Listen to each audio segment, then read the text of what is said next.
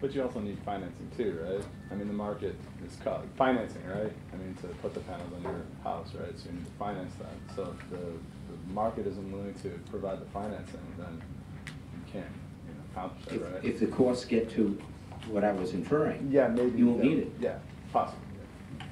Yeah, I think a point I was trying to make in my presentation is that certainly, as was mentioned, it's more than just cost of panels.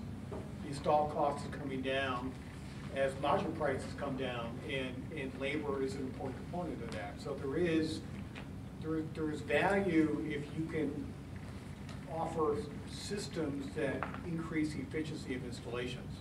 Can I install it faster? And there's also, I think it becomes more of a system question than a module price question. And it could be I'm putting up a PV system, and with that PV system, I have an energy management system for the building. So maybe I'm doing load control at the same time. Or maybe I have short-term storage. You have to look at a system, not just at the price of modules. I just want to address that question too, because I also have a home out in Boulder, Colorado. And the thing is, Epic, the power grid will put it in. The incentives there are money. The zoning and the zoning compliance. You're not going to put PV out on Long Island. You're not going to walk up to people's $10 million homes and put a PV array. You're just not going to do it. So I think you've also got to match the reality of accepting standards. Whether you want to have a wind farm in your backyard, whether you want to have a PV panel. I mean, people try to integrate a lot of things I've seen in various different countries is that they'll integrate PV panels into parking and things like that, where it's a dual purpose. But I think it's all wonderful to talk about efficiency and everything else, but if you can't legally, because of code restrictions, put something on your house, you can't put satellite dishes, you can't put. So I would submit to you that there's some more fundamental issues here about the use of PV. So there's all those, and it's got to change at a more cultural, at a societal level, because it's not my backyard. I don't want somebody moving into my backyard putting a big 4-acre photo array. I'm not saying that. I'm just playing out the scenario. Long Island, sure, it's a big load center. Why?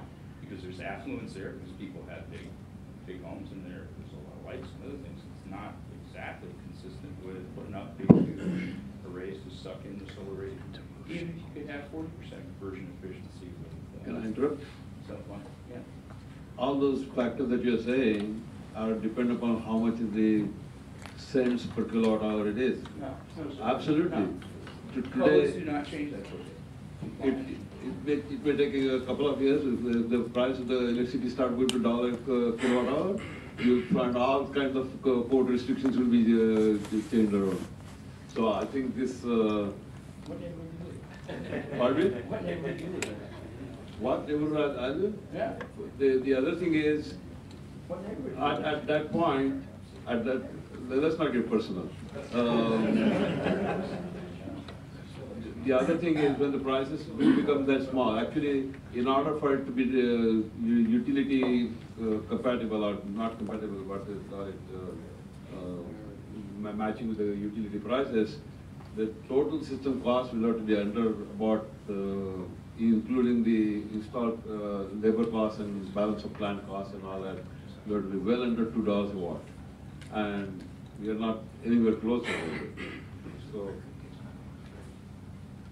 I think one part to your comment gets you to building integrated PV and gets you to what's called form factor. So we're used to that in the electronics business, and I'm going to ask Bob to comment on that because that's Bob is with EYP Energy, Architecture and Interiors Design. Yeah, we're designing buildings. We'd love to have more renewable energy on the buildings. We can add panels on the roof. We know there's only so much roof area we can have on a building. We'd love to get to the point where we have integrated into buildings. We know there's some integrated photovoltaics into roofing material, which, I guess the question is, at what point are we going to see a breakthrough to see lots more of the integrated capability of PV into building materials, be they windows, etc.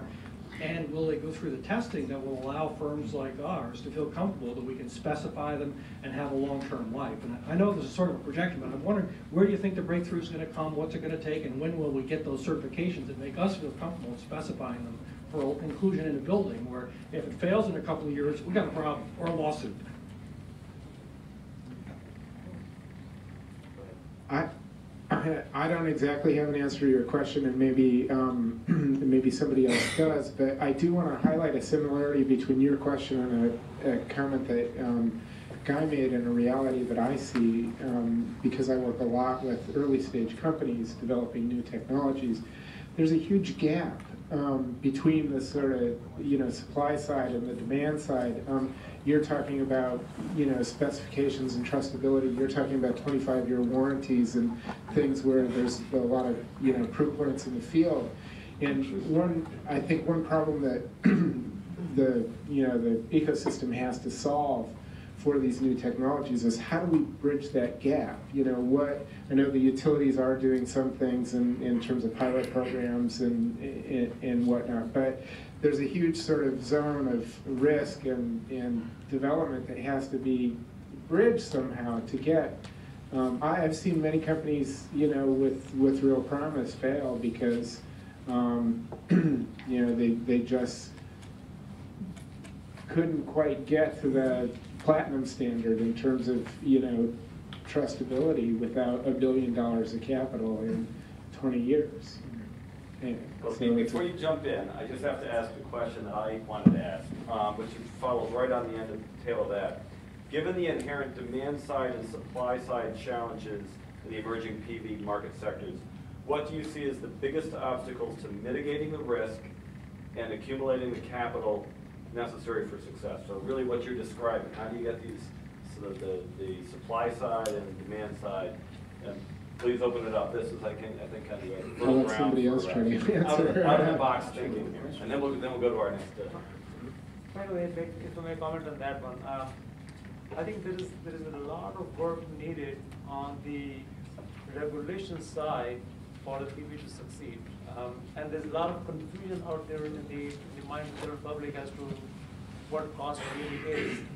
When we talk $2 per watt, that is the cost of installing a panel that's going to give you a watt of power for 20 years to come every day, every time the sun falling on it for an hour.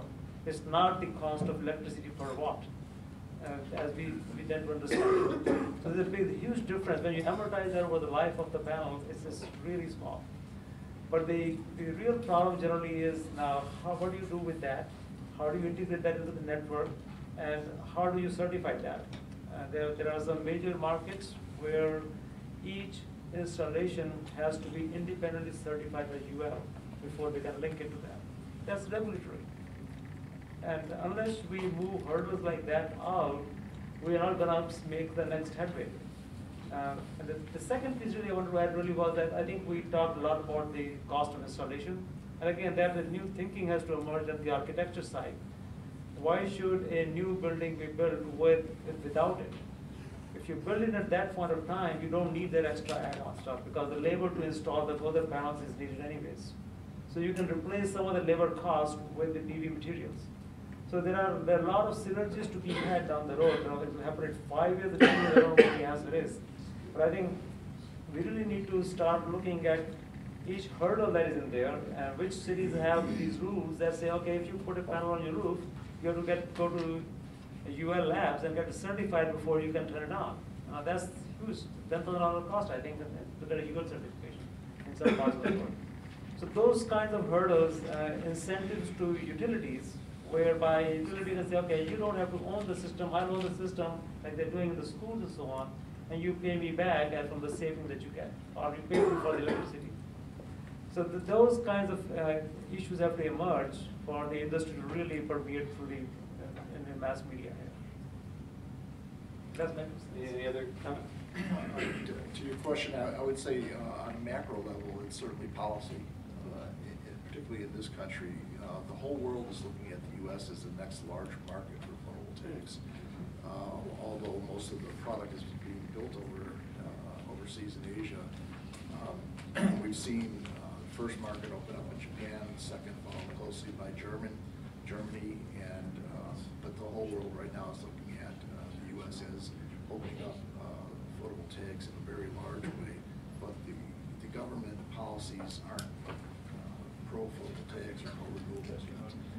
There's a great deal of wonderful talk about it, but that needs to happen to mitigate that risk you're talking about and open up capital. And why the U.S.? Because it has the infrastructure in place? It has the infrastructure, it also has an infrastructure that's rebuilding itself, so that, at least in this country, we recognize that our utility system needs to be rebuilt and needs to be upgraded. That's an opportunity, not just a problem. So. Do you see smart grid as also being part of that? Absolutely. Yeah. Smart grid, the acknowledgement by the appliance industry that it has to come to grips with what the next 20 years is going to look like in new homes of the future. All these things combining at the same time, where you don't see that in countries like China, where they're struggling with different types of problems. You get a coal plant put on once a week. They're struggling with a whole different set of issues, although they also can put a lot of photovoltaics with the scoop of one pack.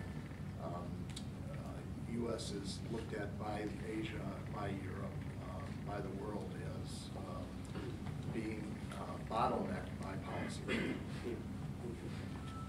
Well, you know, as always, I often see in the electronics world, interoperability is a major barrier.